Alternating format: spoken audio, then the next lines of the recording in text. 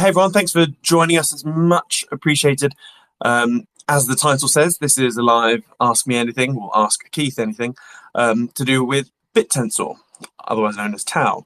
And the reason I'm holding this is because I am the number one person to basically hold my hands up when I've screwed up. So one of the things I don't like about crypto Twitter or just people online these days is that they tend to just sugarcoat everything and never admit when they're wrong. And one of the biggest errors I think I've made this year, which I was telling to my community, is that I overlooked Bittensor too many times. And so originally when I looked at it, it was pre-subnets, all the fun stuff. And I thought, the market cap's too low, it's not for me, blah, blah, blah. And I guess the learning point I've got is to increase the frequency of relooks. So I'm bombarded every single day with loads of, my X inbox is filled with people go, hey, check this out, check this out. And so I have to filter things very quickly. And then I kept getting bombarded with Tau, and I was like, And the thing is, it took me, I did look into it properly for a best part of 2 or 3 months, and I just didn't understand it. I mean, you go on the website, and the main homepage is a bag of balls, to be honest. I mean, I run a bunch of businesses, and I'm aware of UX and UI, and the website. Sorry, whoever built it, but it is shit. You then look at the white paper, and it's 11 pages of maths. And obviously, I'm a little dum-dum here over in Norwich, and I just couldn't get it. Even when I tried to use ChatGPT and Bard, basically copy and pasting parts of the white paper and saying, explain this to me like an idiot. And that didn't work. Then I was like, explain it to me like a 10-year-old. Didn't work. 5-year-old. Still, yeah. So I basically spent the best part of 3 or 4 months not understanding it. And then I just sort of passed on it. And then about a month ago, I looked at it again. And all of a sudden, there were a load of different things which I hadn't picked up before. And I realized I've been a prize idiot. So thankfully, I got into Tau quite late, around $150. Thankfully, it's like doubled since then. But a lot has changed since October, which we are going to prize out of Keith here. Keith, I can hear you speaking. How's it going, buddy? Good. Yeah. Sorry about the mic issues. I had my mic disabled for Twitter, and I've never been on a Spaces before, just listened to them. So I had no idea I had to, authorize the input through the privacy setting of the iPhone, but here we are. Well, we can hear your sexy voice now, and so thanks for joining us. I'm just more than curiosity. Is Anna Singery your wife? Anna Singery is my wife. She's in the other room, I'm sure, listening to this, so she's going to appreciate that she's on the space as well. Hey, I sent her a talking thing just in case that your mic couldn't. Yeah, anyway. So, yeah, basically, I was just saying how I've slept on Bittensor too long just because I didn't understand it. And then finally had a big wet fish slap in the face and realized, holy shit. So, before we sort of open the thing up to you, Keith, do you mind if I quickly share over the next, let's say, 3 minutes, a quick rundown on why how I perceive Bittensor and why I think it was a revelation. And then what I'd really love is for you to absolutely tear me to bits to see if, one, to check my understanding or if I've missed out on some bits. And then I want to open this up to a live Q&A with the audience here as soon as possible. Is that okay? Yeah, let's do it. Sounds good. Cool. Okay, so I've been trading for, 19 odd years. I've got a bunch of businesses. So even though I'm full crypto since, say, 2016, 2017, I still am a bit of a conservative. So I look at assets and opportunities in the light of a business. Does it make profit? Revenue, profit, staff, all that sort of stuff. And so, I just didn't understand Bittensor. So the way I look at it now is that I think if Bitcoin, Ethereum, Tesla, GitHub, and Google all had a wild orgy and had a baby, some secret love child, what would it look like? And let's say it took all the best parts of that weird orgy. What would it look like? So just quickly running through this. So with Bitcoin, it transmits value, it's censorship resistant, it's become an accidental store of wealth and a hedge against M2. Fair launch, grassroots community, well thought out tokenomics, it's personal monetary sovereignty, and a foreign currency for all. It's Decentralized, no head honcho. It's basically a several 100,000 headed hydra. It's the biggest supercomputer on the planet by far. But I think the most important thing with Bitcoin is that it's harnessed a harmonized and congruent incentive-based competition system, which is where the miners come in. So they're all the best bits of Bitcoin, which I think Bittensor has. Ethereum, similar things, but the main thing with Ethereum is that it created a framework to explode innovation in terms of DApp platforms. So people can come in and build their Web3, DApp on, the ERC20 network. So they absolutely nailed that. And also, Ethereum is cash flowing now, when it originally wasn't. Now, Tesla, one of the best parts of that, it's basically the most innovative company ever to exist, but essentially, it's one massive umbrella company for about 20 different mini businesses. And when I say mini, it's still billions, businesses underneath it. So it's not just a car company, it's robotics, it's AI, it's insurance, it's energy, it's all sorts of stuff.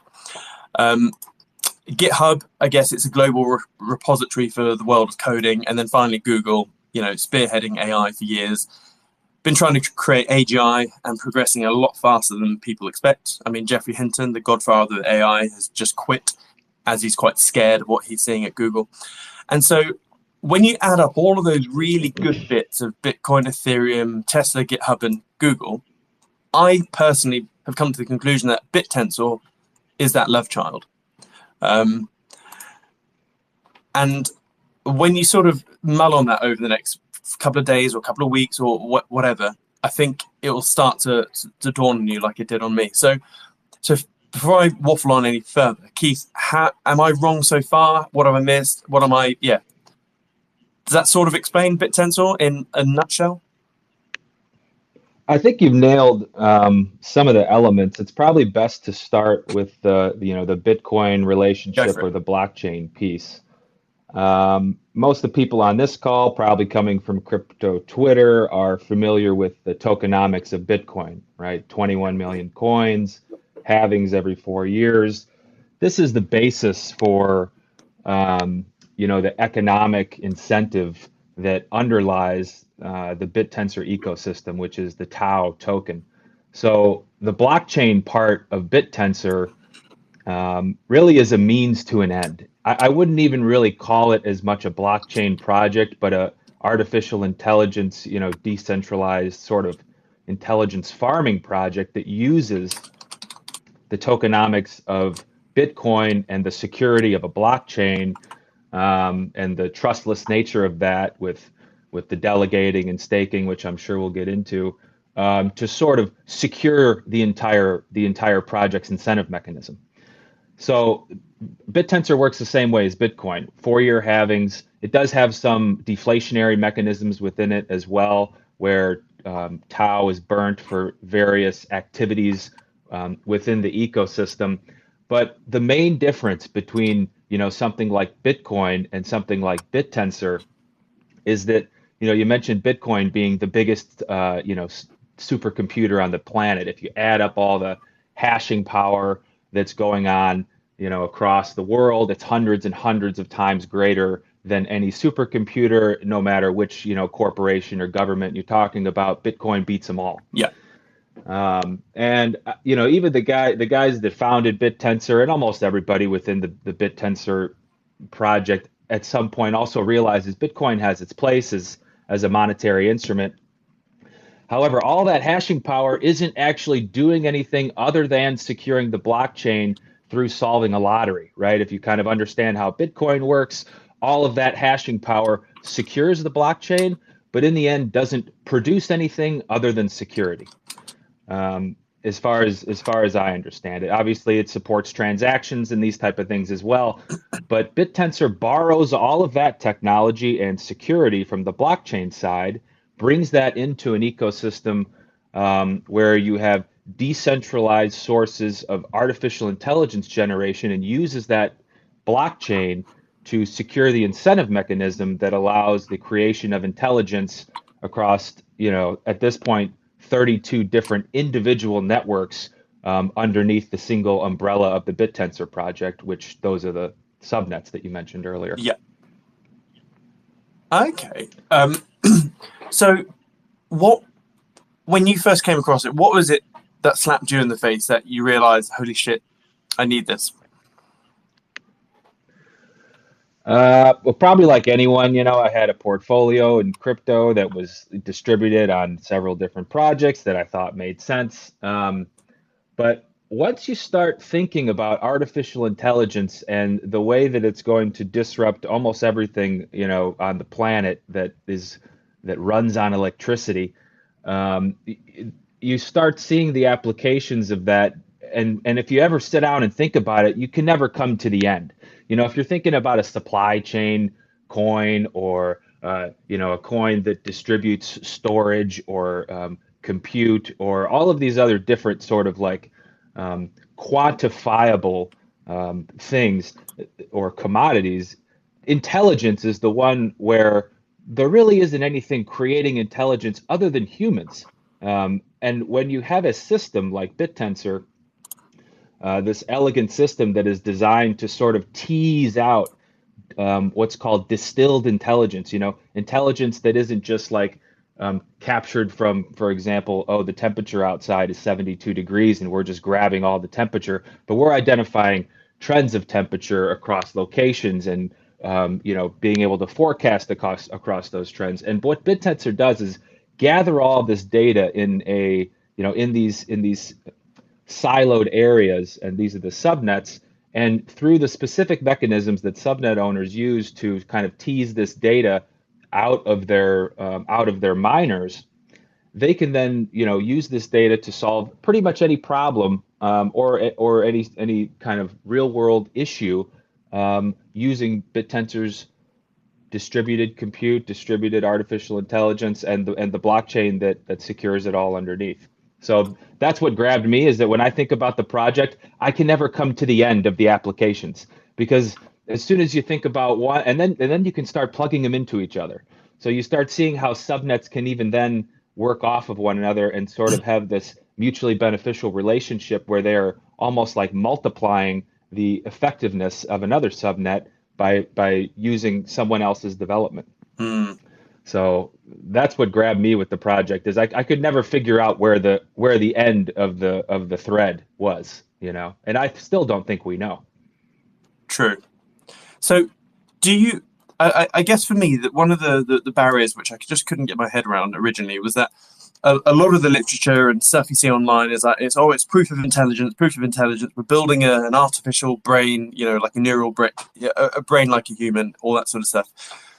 Do you think that, although yes, that is the ultimate track where Bittensor is heading, it's so far, not far fetched, but so far in the future that at the moment, let's say over the next 5 years, it's really a negligible type mission statement, and that um, does that make sense? Or Yeah, I how don't do know you, if what's your take the on end that? go I don't know if I think that's a large goal for the entire artificial intelligence or machine learning, Yeah. community to have its sights on. I don't think BitTensor as a project is being steered, by some overarching force towards the artificial, the AGI that's going to kick off the singularity where the thing's able to improve on itself at a rate that just, boggles the mind. This is not necessarily where we're at this point with BitTensor. We're more talking about individual, sort of ecosystems that are being created underneath the umbrella of the entire project to solve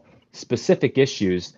And then what you could see at some point is an overarching intelligence when it understands BitTensor being plugged into the entire ecosystem and using all of those individual subnets Mm, almost as appendages or like feelers, like an octopus would have out into the real world, and bringing that information into a central repository, a central sort of compute. And whether that's an LLM or some different construction, I don't know. But there is no doubt that when this is one of the things I've always said too, is like when artificial intelligence comes online enough to realize what BitTensor is, if you give it any money, I know where it's going. It's going to, the Tau arcade. It's not going to go, buy anything in the real world. It's going to go play with intelligence on the BitTensor network, because that's essentially what the thing is made of. And if artificial Yeah. intelligence is trying to improve itself, there's no better or no better source for that than basically a living intelligence network and constantly evolving intelligence network, which is what Bittensor is. I like that. Yeah, I guess it's effectively giving it real world capabilities, but if it were to let's say jump into all the subnets, it can do things straight away. Okay, so that's good, right? So I guess before we jump any deeper, so to speak, I think it's probably best that you explain subnets, because to me that was the game changer, which I didn't see pre-October, but in October subnets were launched, and to me that was the equivalent of Ethereum launching, a DApp platform. So can you please treat everyone here like a 5-year-old and explain the subnets and why that's so important? Okay, so I'm going to start with miners and validators first, because we've kind of covered the blockchain part. So you've got the tau, it's distributed through the ecosystem. Currently, it's 7,200 tau per day.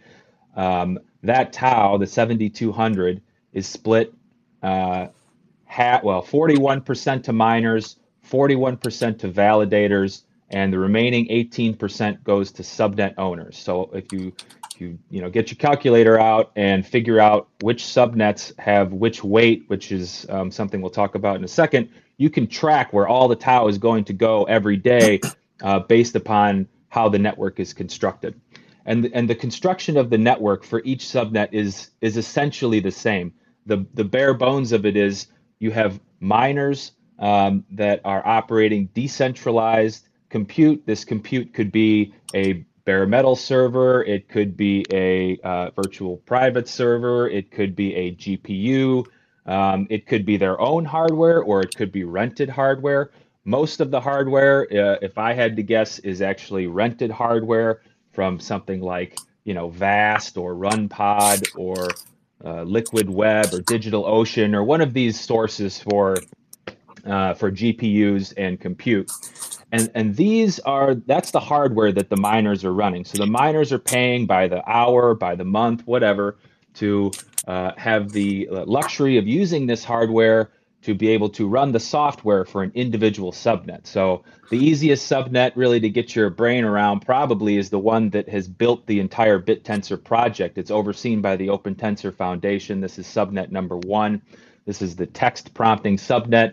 This is, if you've been around Bittensor for a little while, some of the earlier customer-facing, things that actually had a front end you could interact with, like Chat with Hal and some of these other bots, were using subnet 1 to basically create that front end as the back end compute power. So the way that works is that the miner runs a large language model, varying size. The miners have to determine how big that model needs to be in order to effectively answer the questions that are coming from the validators. So the process for subnet 1 to create this back end, which allows you to use it as a chat GPT type of querying device, is that miners send questions out to validators, and validators send questions out to miners. So validators generate the question or the queries, the miners respond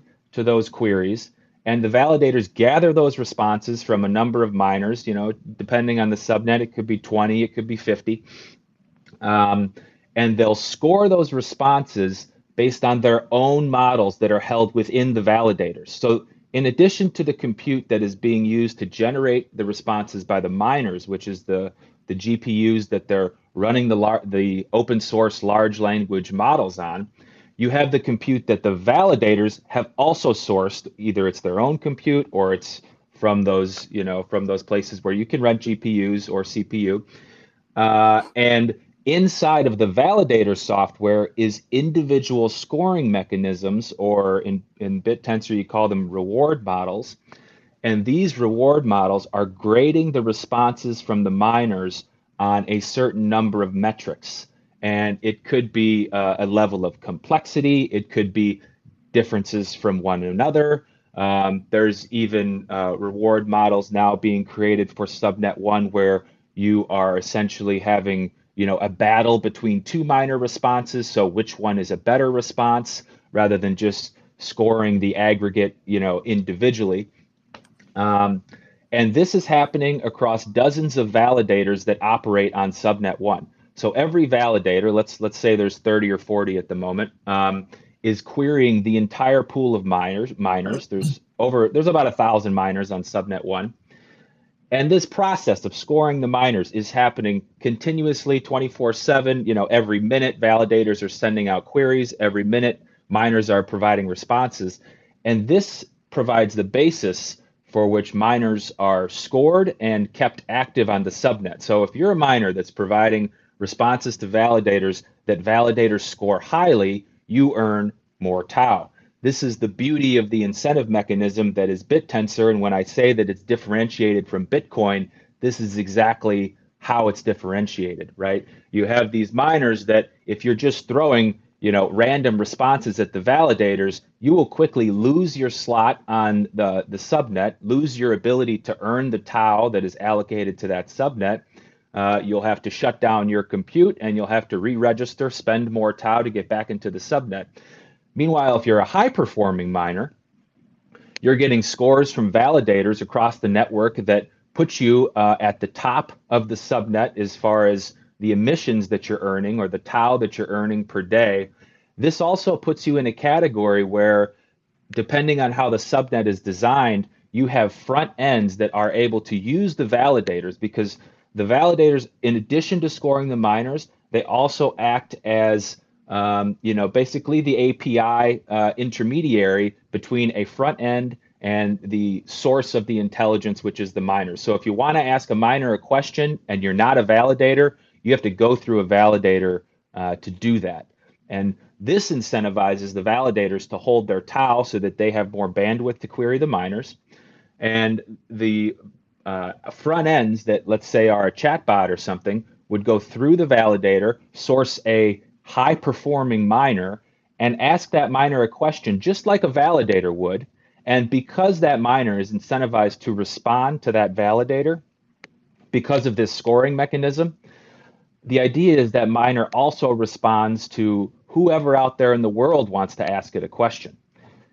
This creates the entire ecosystem, right? So you have miners that are incentivized to provide good response to validators. You have validators that are incentivized to hold tau and grade the miners because they also receive tau for performing this exercise. And then outside of the Bittensor ecosystem, maybe through whatever front end that's existing, you have the ability to get to the miners through the validators. And this is what is happening inside of the individual 32 subnets. There's varying mechanisms that are used for scoring the responses of miners, because subnet 1 with text prompting, think of it like a chat GPT or something. This is just the basic thing that everyone understands about artificial intelligence, that you can kind of ask a LLM text questions and receive text responses. But there's varying levels of complexity around that. For example, subnet 2, something called BitTranslate, does something very similar, except it's only focused on language translation. They're launching, I think, another half dozen languages today. So they've got a dozen or so languages at this point. They're doing something very similar to subnet 1, except with translation. Look at subnet 5, for example. Subnet 5 uses the same mechanism as subnet 1, where you have the miners respond to queries from validators, except the queries are in the form of image generation. So you have queries coming from validators asking the miner to, create an image of a coffee cup, with whatever steaming stuff coming out of the top of it, and all of the miners are responding to that. Those coffee cups are graded against one another by the validators, and the miners on subnet 5 are getting scored on how well did they do image generation. Subnet 8, for example, is a subnet where we have Bitcoin price prediction at this point. There'll be other financial instruments, but for now it's price prediction. So what you have is miners providing either 24, 36 hours, sometime in the future, they provide a estimated price for Bitcoin, like basically a timestamp and a price. And then when that timestamp rolls around, the validators check the actual price of Bitcoin and start grading the miners based upon their ability to predict the price of Bitcoin. This can go on for any anything you can think of, then it doesn't have to be artificial intelligence necessarily, like subnet 1 or subnet 5 where you're using open source LLMs. You can use a time series, sort of prediction algorithm to try and earn tau by predicting the price of Bitcoin. If you could actually, and it sounds kind of complicated, but you have to think of it this way: if you could type fast enough, you could be your own miner. you know, because all it's doing is providing input into the system that's being graded by the validators. And that sounds very complicated, but it's just using compute to do that faster than any human could. And it's using all of the intelligence behind whatever models the miners are running to do it in a way that would beat any human. And that's what you have going on in the 32 subnets across, many different modalities. Yeah. Okay, so let's staying on the subnet route.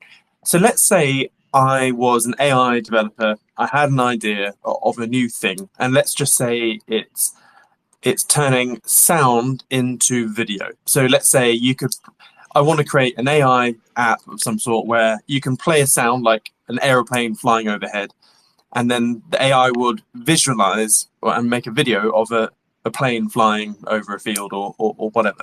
Now, obviously, I mean, that may or may not exist, but let's say it doesn't exist. So instead of just launching up a brand new company from scratch and getting investors and seed investors, all that sort of stuff, and building a team, because of the 18% of daily emissions that go to subnet owners, could I just create a brand new subnet for audio to video? And then that will be an incentive for me to basically build that app in a new subnet. Yeah, so let me break down how subnets work. So in order to get a subnet, you have to pay a certain amount of tau, and when I say pay, I just mean a lockup. So you don't actually lose your tau, but it's just while the subnet is operating, whatever you paid for that subnet is locked up. Currently, the cost of a subnet is 100 tau. So the price of tau right now, I don't know, call it 330, 325 or whatever. So let's say it's $32,500 that you're going to have to pay in tau to get that subnet. Yeah, for as long as that subnet is open. So it's basically locked up indefinitely, really. If it does Exactly. And then what that allows you to do is, and you mentioned, the marriage of GitHub and all of these other things into your example earlier. That allows you to, use a GitHub repo, for example, to put software out there into the mining and validating community that exists within Bittensor that's going to allow validators to create sounds. This can be through WAV files or MP3s or whatever.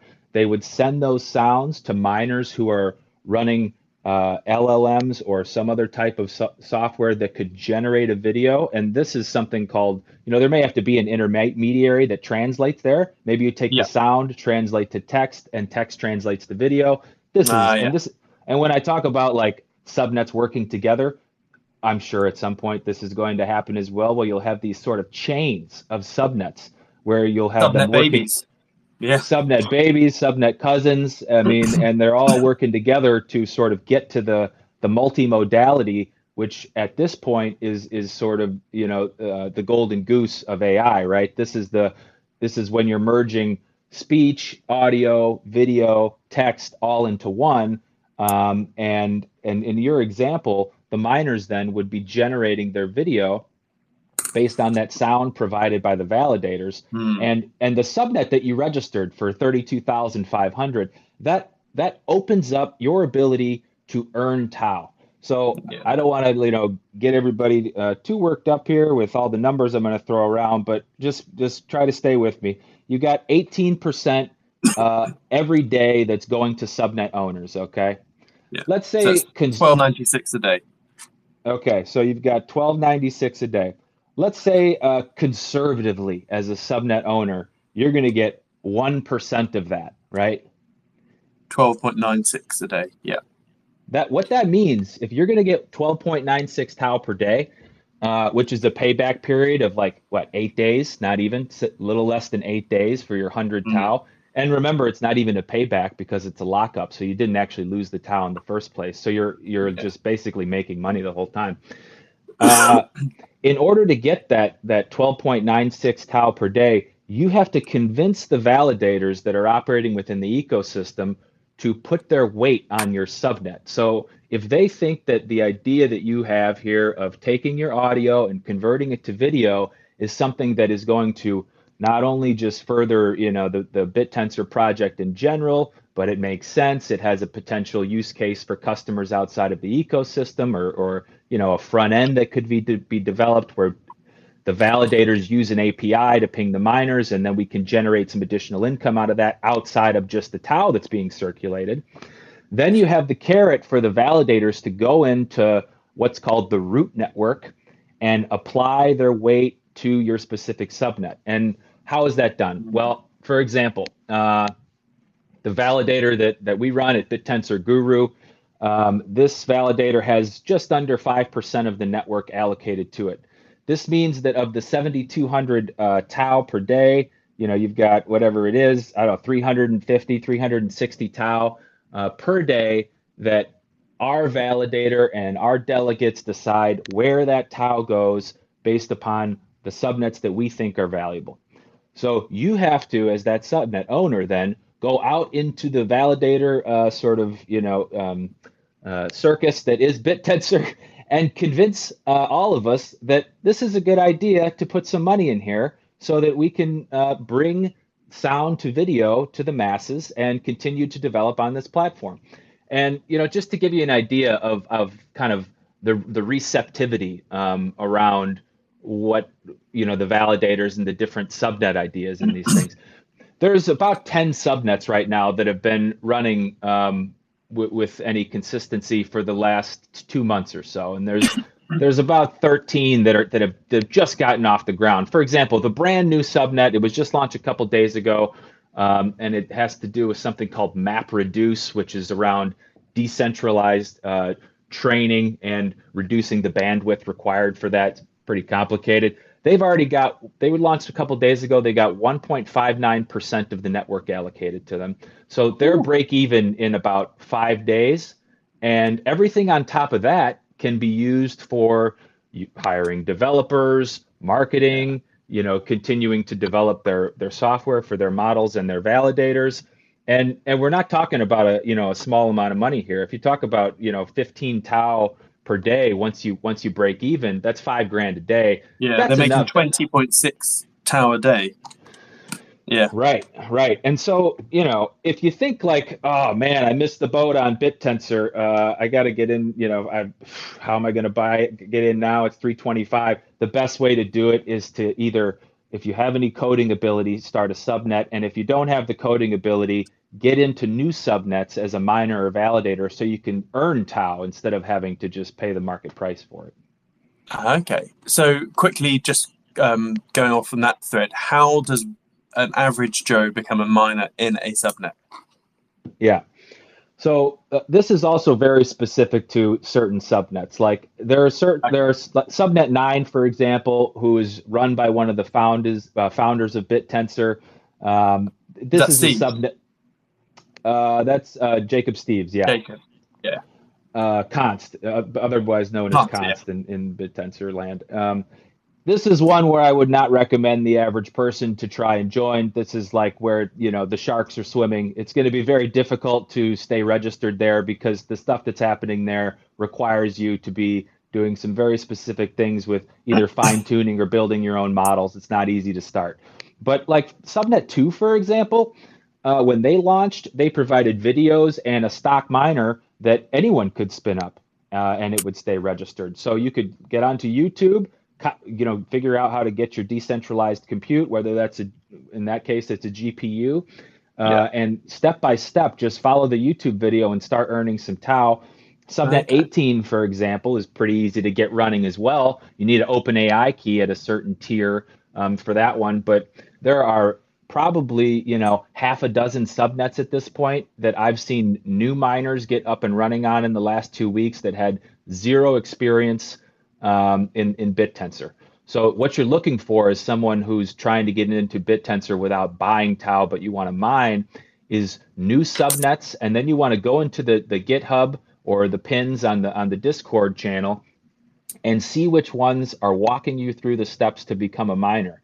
And it's almost like a crash course in Python, AI, decentralized compute. And Yeah. if you follow the instructions, which is all I do is running a validator, is follow the instructions. You can learn enough on the fly to start making some real money and actually carving out a slot for yourself in the ecosystem. And you can concentrate on these subnets also, and sort of get better at a specific subnet, or you can target ones maybe that have low registration costs, so you're not having to fork out a couple $100 to take a swing at the subnet. Maybe it's just $2 or $3 to try your miner out. Yeah, Yeah. and that's what I would do if I was getting into it. Target the new subnets as a miner. Okay, so don't worry, folks. If you're like, who the hell is this guy who knows so much? I will be asking more questions about Keith and his validator, because I do love what he's doing with his validator. But I just got to get all these questions out. So one of the things I saw on X the other day was a guy whining, and he said, I'm done with Bittensor. I think it's going to go to 1,000, but I'm done because if I wanted to play with the LLM, I've got to do this, that just before I can ask it a question. Whereas I can just use Chat GPT and get an answer in 2 seconds flat. So now, although I giggled watching reading that, because I do think that was slightly short-sighted, because Bittensor is still basically just a baby. Is there so let's take the LLM subnet, or ask Hal or whatever. How do those subnets, or how does any subnet plan on commercializing the product that they're building? Like, how can LLM on Bittensor become as user-friendly as, say, Bard or GPT, ChatGPT? I'll give you an example. Or is that not the aim at all? No, I think it is for some of the subnets, this is definitely the aim. The aim is to create a back end that can, through the API that Bittensor has plugged into a validator, serve a front end that has a specific use case in the real world, whether, like you said, it's an LLM or something else. I'll give you one specifically. Our validator is working with a company that is currently operating in the translation space, language translation space. And they're eyeing a creation of a subnet, or possibly even using subnet 2 to power several aspects of their existing business. So rather, they leverage artificial intelligence through ChatGPT. So they use the API there to basically create the value for their customers for their language translation. So they've created an app that just uses ChatGPT as a back end. But if you think about them working with Subnet 2, for example, they can form a relationship with a validator. They don't have to pay OpenAI for that necessarily. There is no OpenAI. The back end is the Tau ecosystem that, through the mining and validating process, is creating enough value that they don't actually have to pay for compute. And in the other aspect of that, where if they wanted to create their own subnet, for example, to do something similar to Subnet 2 to serve their existing business, which is already generating income through the API they have with OpenAI, then they're able to actually generate. Then their compute becomes a profit center.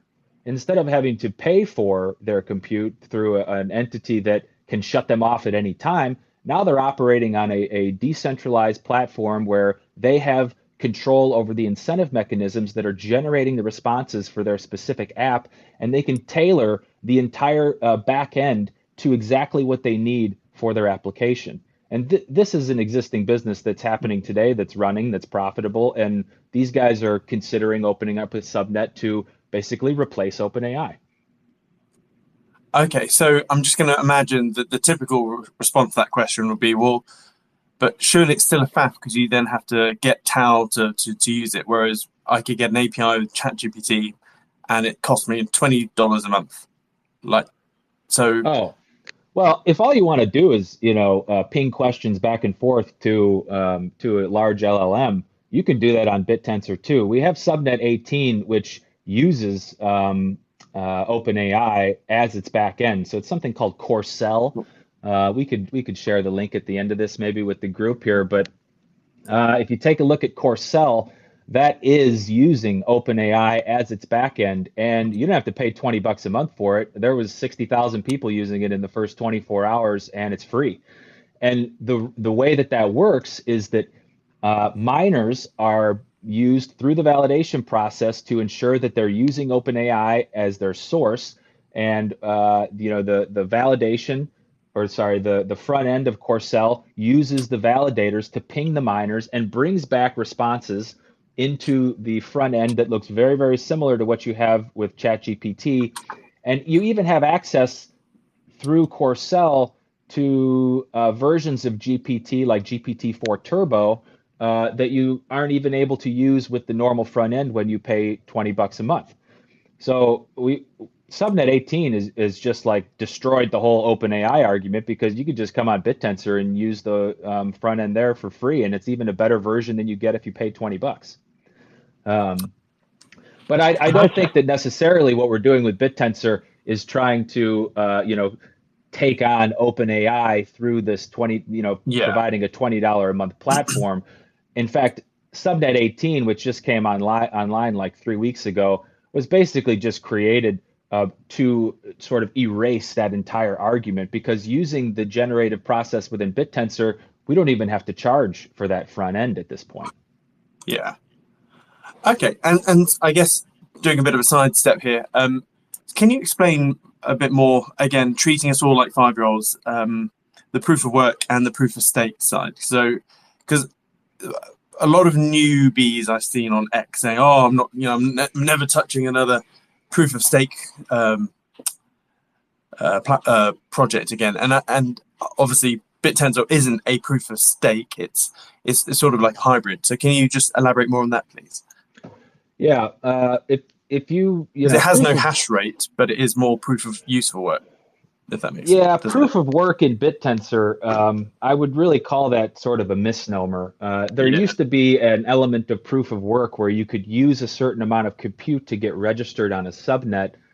This is maybe going to be reintroduced at some point, but that has been scrapped in favor of recycling tau, which pushes out the halving date as a registration mechanism for miners and validators on a subnet. So proof of work doesn't even at this point really happen in Bittensor. If you're talking about proof of stake, first of all, miners, to mine on Bittensor, it doesn't matter how much tau you have. You could have 1 tau, 1,000 tau. Your miner scored on based on what it's contributing to the network, not on the amount of tau that it holds on your key. So mining is a completely level playing field as far as tau is concerned. The validation side, and why there's approaching 90% of the tau in circulation staked at this point, this is where you might be able to draw some comparisons to proof of stake, because what Bittensor does is creates a competitive nature amongst the validators to hold as much tau as possible, because as a large validator, miners are incentivized to respond to you, whereas if you're a small validator, miners are not incentivized to respond to you, because you're not making a big enough difference in the scores that are happening for that miner if you don't hold enough tau.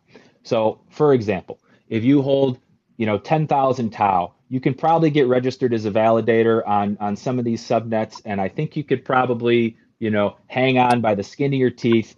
But there's going to be a lot of miners that don't want to respond to a 10,000 tau validator, because most of the scoring that's being done by the validation mechanism comes from the top 10, the top 20 validators. And to get in that group, you're talking about, I don't know, north of 40, 50,000 tau.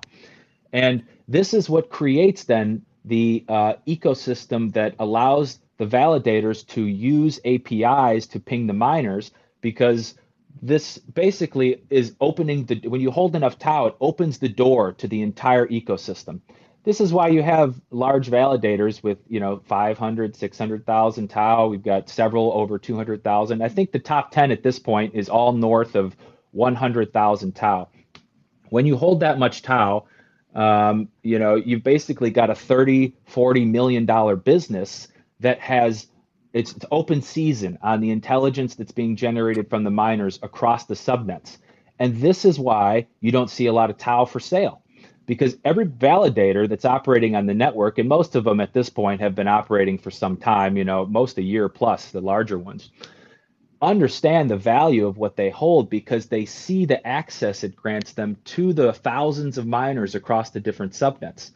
And when you hold a certain amount, when you hold, let's say, 100,000 tau, any subnet that you get registered on, you have now the ability using an API to pull that intelligence out and serve a front end that you can design. You don't have to wait for the subnet owner to design the front end. You can do it yourself. Okay, I like that. So one of the questions which I immediately thought of when I saw the staking yield and the validating stake yield is where does the yield come from? Now you have to understand that myself and a lot of my followers and students and whatnot, we all have PTSD from rebasing DAOs, like Olympus DAO, Wonderland, all that sort of stuff. And that gravy train in 2021 was great for the 6 months I was in it. I actually made profits from that whole gravy train, and then got sort of slapped in the face with Wonderland a little bit. So obviously, back with the rebasing DAOs, all of the yield came from this highly inflationary emission curve, right? Now, obviously, Bittensor's emission rate is very much like Bitcoin's, and it's relatively high at the moment because it's so young. So the first question I had was, where does the yield come from? And obviously, I mean, we can work that out. There's 7,200 emitted per day. And then the miners and validators get 41% each. So I just did some calculations and worked out that even if 100% of circulating supply was all staked, there'd still be loads left over. Is that correct, or am I explaining it poorly? What do you mean loads left over? So if 100% of the circulating supply was completely staked, or locked up, they would be getting, I guess, if you picked a rough average, 26% APR? Oh, I see. Yeah. So right now, let's say we're at 88% or something, I think, staked. Yeah.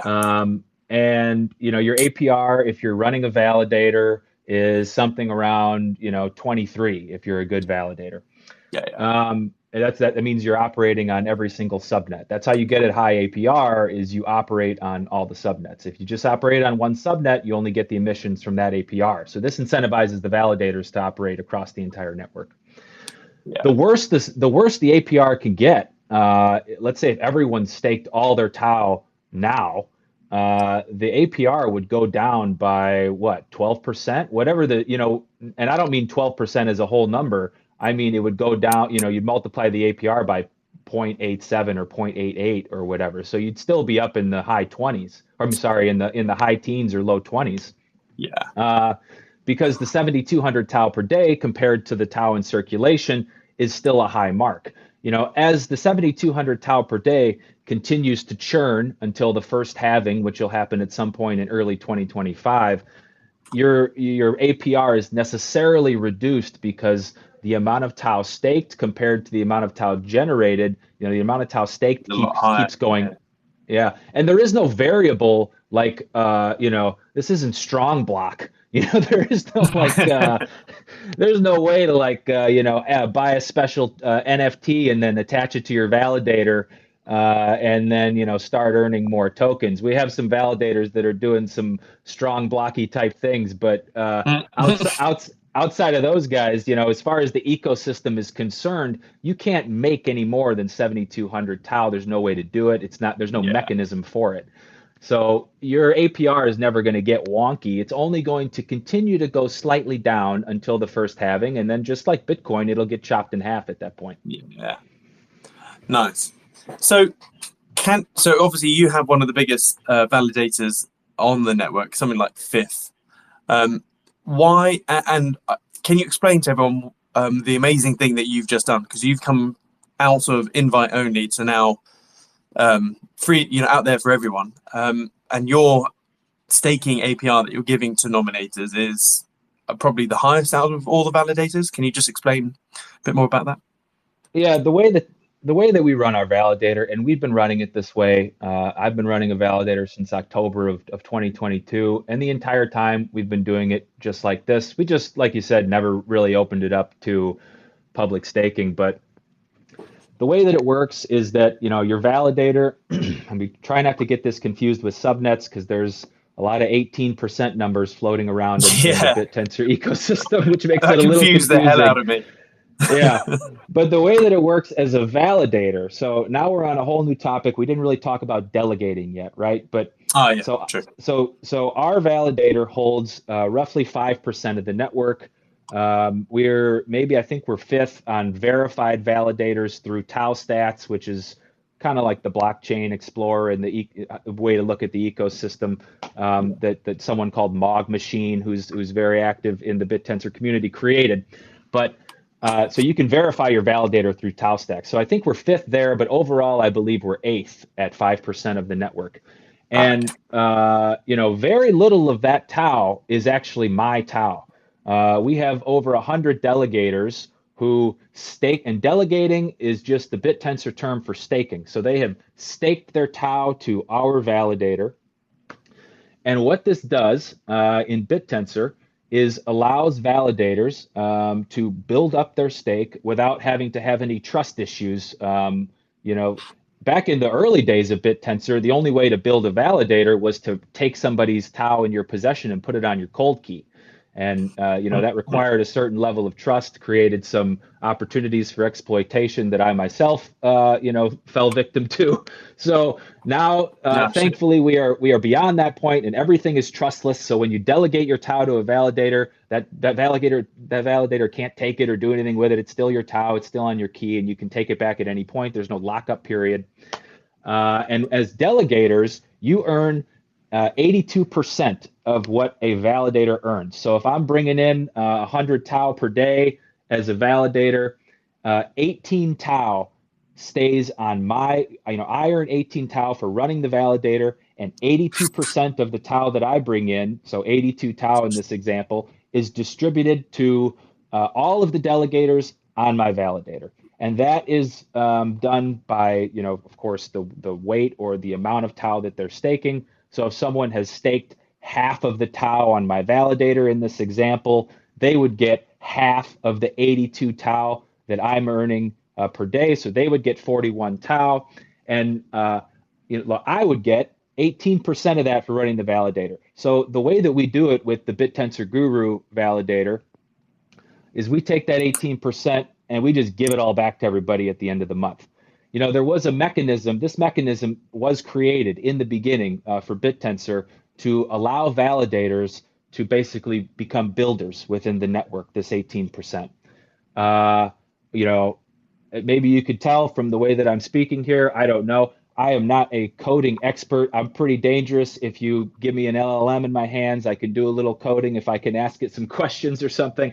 But me building on the network personally is pretty difficult, and my ceiling is definitely not as high as someone who has AI ML experience or is some kind of brain with coding.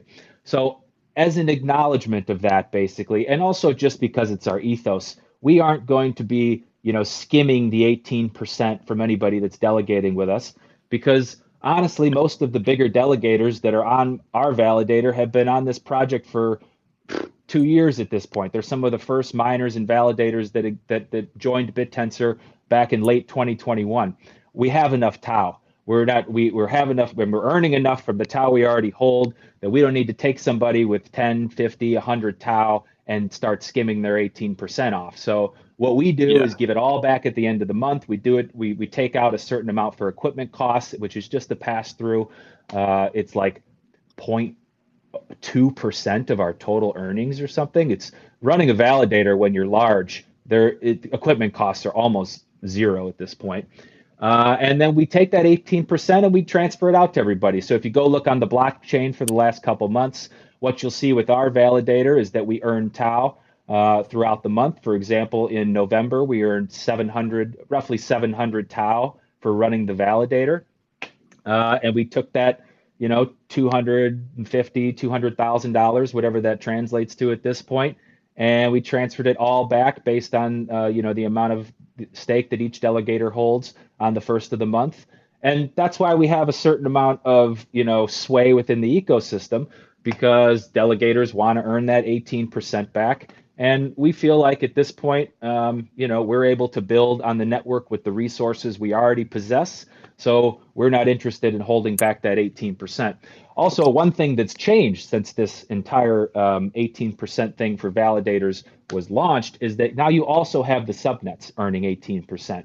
So the way that I look at it personally is that, if I'm going to be building on the Bittensor network, I'm going to buy a subnet and do it. I'm not going to try and get, tens of millions of dollars in Tau as a validator to scrape together enough from the 18% to start building on these subnets. So that's where I see the incentive for building happening. And you can go look at, and a lot of the subnet owners at this point don't even run validators, or large ones anyway. So their profit centers or their incentive to continue to participate in this project comes from the subnets, not running a validator. Nice. So I guess for the average person here, what sort of APR would that average out over the next, or until the halving, would you say? Like 25, 26%? No, it'll be lower than that. I think for November, what we did as for our validator was something like 22.9%. I think I checked this morning, we're just above 23. It varies based upon how well your validators you're doing on your specific subnets. If you have a server go down or something, your daily rate will drop. I think probably, if you think about the next year, you're going to see 7,200 Tau times 3. You're going to see a dilution of something around 25%, sorry, actually, it's going to be a little more than that. It's going to be around 50% of the existing Tau. So that should reduce, the APR to somewhere in the mid-teens, depending on how much is staked, because it's also going to depend on how much Tau is floating around. So you'll see a drop of 23%, let's say, at the high, which is what we're at now, which is what the top validators are earning. And you'll see that drop over the next year to something like maybe 15% by the end of 2024. So for the average investor that delegates with you, if they were trying to do cash flow forecasting or whatever, like sort of 15% would be safe. Yeah, I think you could say if you're going to end at the 17, 18% for 2024, that could be pretty accurate. I would say you're certainly not going to be under 15 by any means by the end of the year. So that's where I would. Yeah. Okay. But in the docs, doesn't it say that a normal staker would be guaranteed well, not guaranteed, but get at least secured the 18% APR? No. So the 18% is relative, right? Because it's based upon it's based upon the amount of Tau generated per day and the amount of Tau staked. So even though the 7,200 is generated today, you're earning less for every 1,000 Tau you have staked every day. I see. Got it. Okay. And that's a good thing. And that's I completely agree. Because that's why the price is going up, right? Because everyone's trying to hold on to their Tau, not only to continue to earn more Tau, but you've got the biggest holders in the entire project, the validators. You can go look, and I mean, it's all on chain at this point. Nobody's selling. And this is if you're looking for a metric for how you think this project is going to go, the people that are deepest into Bittensor aren't selling anything. Yeah. And are you limiting the amount of nominators in the future for your validator? No, we have, thankfully, we have a certain delegator who is good enough at coding, who has made this process of giving back the 18% very easy. So we don't have any, technical limitations as far as distributing Tau back to our delegates. Nice. Okay. And before I hand it over to, I've got two more questions, then I'll hand it over to the audience here. So quick fire. You said that with the tokenomics, it is slightly deflationary. How deflationary? No, I don't know if these numbers are actually published. I do know, for example, though, that 10,000 Tau has been burned on registrations just for subnet 1. And so what that means is if you want to participate in just one of the 32 subnets as a miner or a validator, you need to take a certain amount of tau, whatever the registration cost is for that subnet. And for subnet one, it's almost always north of 1 tau. I'm not sure what it is today. But that tau is taken from your wallet and added on basically to the end of the distribution cycle for the 21 million. It doesn't create another coin, right? It just extends the halving date and pushes out the halving date based upon additional tau being created in the future and one less tau existing in the ecosystem today. Okay. There's also a very small burn for every transfer, but that's nothing. It's like a 0.000000145 or something. It's a very, very small number. You know, you would never notice it. And I guess my final question is, I'm hoping you can find some flaw in my logic here. That when I look at all these subnets and all the things that are coming, and you know, in the future it could be 100 subnets or whatnot. Like, what is the actual point of any other crypto AI project? Because you know, everything is within Bittensor. That's whatever I know. This has been the trope that you know, crypto Twitter likes to trot out there is, oh, just plug it into Bittensor, take render, plug it in, you know, take whatever, plug it in. Yeah. It's just going to be a subnet. I mean, hypothetically, this is true. We have compute subnets, we have storage subnets now. So Yeah. there will be a version. We have versions of essentially everything can be created in Bittensor, and you know, the limit of 32 subnets. I'm not sure how long this is going to last. We had a limit of 12 subnets that lasted like 2 weeks, and now we're at 32 within 2 months. So it'll probably be 64 in the near future. It's probably a great chance for some governance to be exercised within the protocol, which we haven't talked about yet. But With the DAO, yeah. yeah, you know, this, and I think this is what I was trying to say earlier, maybe on the call when I was bumbling around with my explanation, but I can't find the end of the thread. You know, I don't know where the thing ends.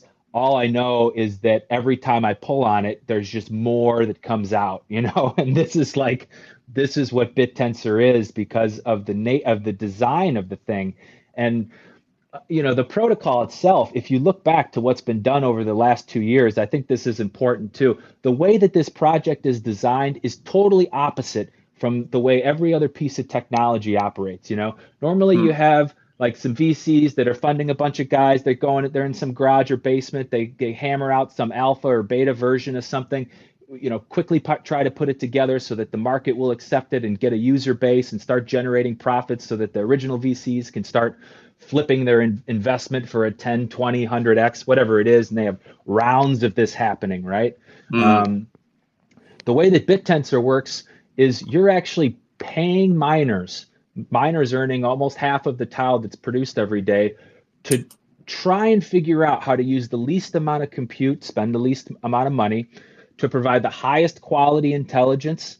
And sometimes that even means that they're trying to trick the validators or use certain like post-processing, you know, algorithms and these type of things to make their submission look more intelligent than it actually is, or make it look like it's providing more value than it does. And this creates an evolution across the entire ecosystem because what you have is a bunch of people earning money for basically trying to do good things sometimes, but also trying to break it down. And every time they succeed at, you know, weakening the quality of the responses that the subnet owner is trying to create, the subnet owner has to go back into their existing code for their miners and validators and improve the quality of the output coming out. And this churn that is happening, this is like when I say I can't find the thread of Bittensor and where it ends, it's because this is happening now across 32 different subnets, and you have teams of people working on trying to tease out higher quality responses from the miners using a number of different unique reward models. And the other beautiful thing is when one subnet figures out how to do something like, oh, hey, we just figured out how to stop miners from doing this one specific practice that was weakening or lowering the quality of our responses, the entire thing's open source. So now any subnet can go into that subnet owner's repo on GitHub, see the code. There's a specific Discord where everyone's sharing all of these upgrades to their subnet, that the code that they're doing, and then everything can improve. So once one subnet sort of like finds a great solution, it will then permeate the rest of the subnets and improve the entire ecosystem. And also, one more thing before we open it up, which Yep. I forgot to mention earlier. The entire project is like, strapped on to the rocket that is the open source artificial intelligence movement itself. So when any Yeah. of these large open source projects, or even smaller guys that are just creating individual LLMs with single person or couple person teams, anytime a new LLM comes out, and these LLMs now, open source ones, are just a couple of months behind, the cutting edge stuff from Anthropic or OpenAI that's customer facing. These things can be used immediately to improve many, many aspects of the Bittensor ecosystem, not just on the mining side, but also on the validating side. So as the intelligence increases in the open source movement in general, which it is every day, almost exponentially at this point, Bittensor also improves. Nice. So, right, let's open up. I'm going to try and do it in order of hands up. So, Manny, I believe you're first, and then Adam. Manny, go for it. What's your question, buddy? In fact, whoever's first to unmute themselves is first. Oh, no. Adam, go for it. Sure. It's kind of answered, sort of skirted around this. Right, I'll just ask you like really stupid kind of question. How could this go wrong existentially? Nice. Existentially, you mean from like a risk standpoint? Yeah, just, how could this all go completely tits up? Yeah. Well, let's say I could see one way of this happening, at least for the current iteration of Bittensor, is that you have someone with, I don't know, $50 billion comes in and tries to buy the whole thing and shut it down. But, thanks to the fact that it's open source, it'll just pop up again in a different iteration. So you can't kill it. You could buy it out and then try and turn it into something, but the DNA of the people that are involved in this project is now sort of like merged with Bittensor DNA. So if you try to kill it by buying it out, it'll just pop up again. As far as like existential, we're gonna accidentally create the singularity here because of the subnet system, and even some of if you look at the legislation that's been coming out specifically in the U.S. for trying to meter the amount of like compute you can use with H100s or whatever. This is not something that Bittensor is ever going to, approach on the individual subnet level. And if you try to shut it down as an entity, there's no way to do it. That it's just like Bitcoin. You can't shut down Bitcoin miners either because the whole thing's distributed all over the planet. So even if you say, data centers in the U.S., you're no longer allowed to plug them into Bittensor. There's enough data centers. I mean, a bunch of my servers are in Europe at this point, and if Europe shuts down, they'll be somewhere else in the world. The whole thing is going to shift and move just like Bitcoin has if the regulatory agencies start coming after it. And there's actually no reason for the regulatory agencies to start coming after it. The only way that would happen is if the larger players in Washington and across the world, for example, like an OpenAI, petition the government to try and shut it down and close it off. But the way that it works, it's just going to squeeze and squeeze out into a different vector and come right back. That's the beauty of it. It's open, it's decentralized. You can't shut it down. You can't keep anyone out. That's caused a lot of problems. A lot of people are still anonymous actually operating in the ecosystem, which some people think is a good thing. Some people think is a bad thing. But there's no way to gate it at this point. Mm. Nice. Anyone else have any questions? Roman, is your hand set up, buddy? If you have questions, feel free to put your hand up and request the mic. So whilst I'm waiting for questions, one other thing popped up. So what about Google and OpenAI? Is there a way that they would ever try and plug into the subnets anyway to try and use, like, for example, one of the subnets has scraped Reddit and Twitter on a daily basis. Surely that's a huge, valuable data set there. Yeah, there are valuable data sets being generated across a number of subnets at this point. Do I think that Google, well, first of all, Google has already got its toe, dipped into Bittensor.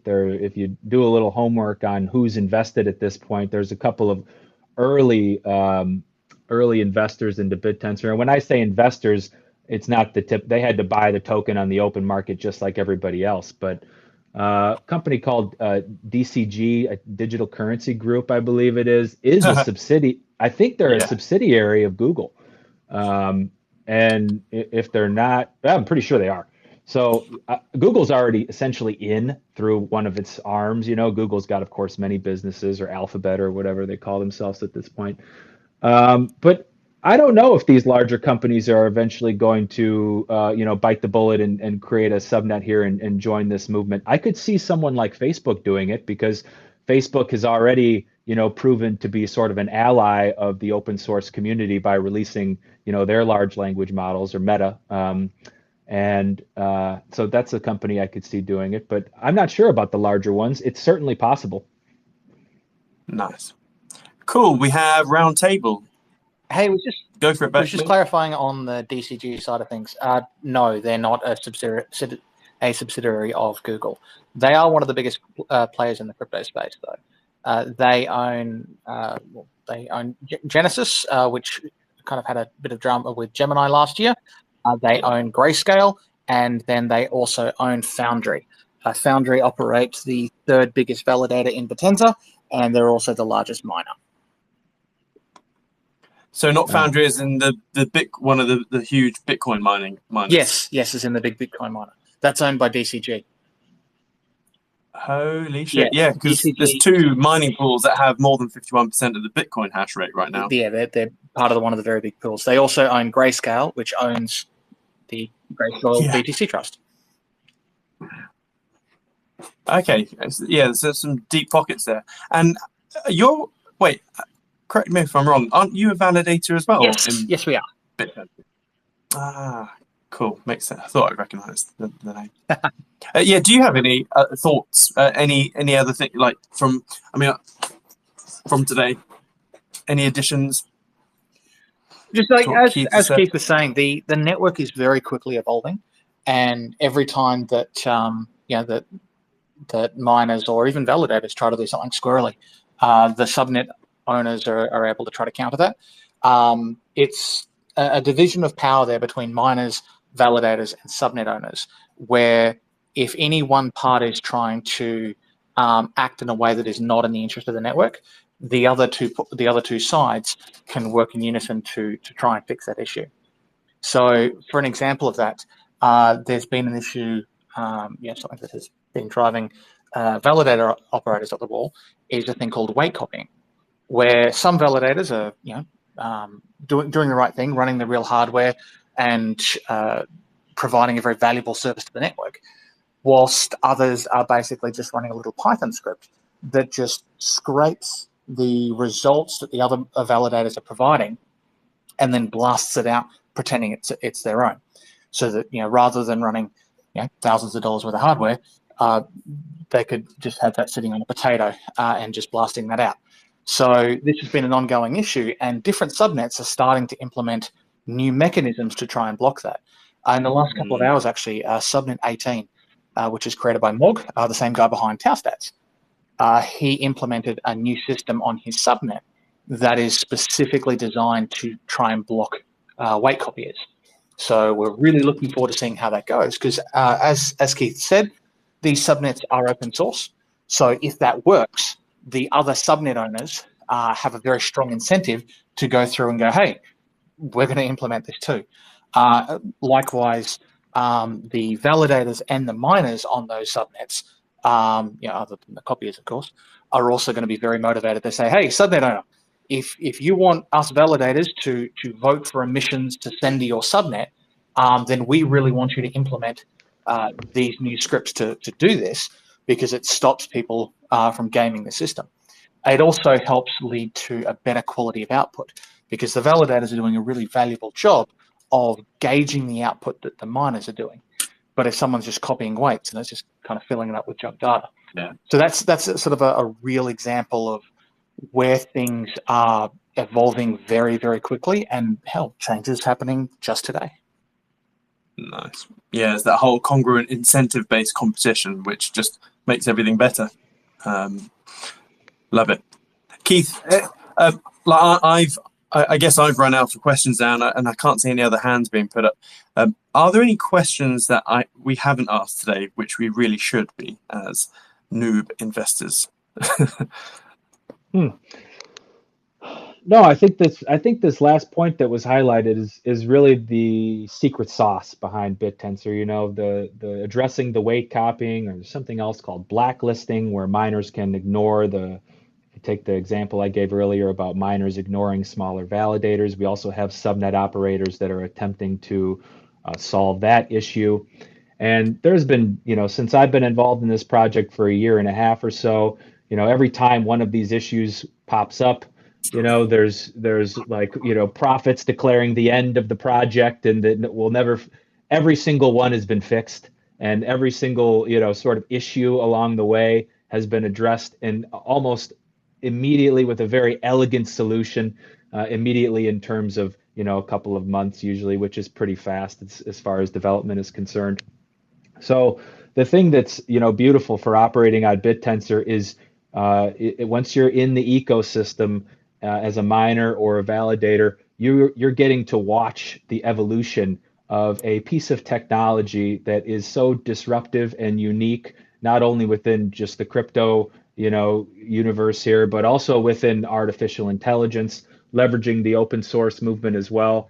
And I don't see anything else. I hold a little bit of Bitcoin just as a hedge, almost like it's digital gold or something, right? But everything else I have is in Bittensor, because it's almost an organism at this point. You could almost see it as alive, and the ways that it's developing are not only unpredictable, but also just inspiring. And some of the subnet owners and the solutions that they're creating to addressing not only real world problems, but going off in totally different directions that you would never expect for a subnet, are creating value on this project. And like I said, creating a thread that the more you pull on it, the more comes out of the wall, and you have no idea where it's going to end. So I love operating a validator. It's right at the edge of my technical abilities, but at this stage, we can still do it as Roundtable mentioned. He and I, run validators the right way. We rent the right hardware. We run the software as the subnet owners intended.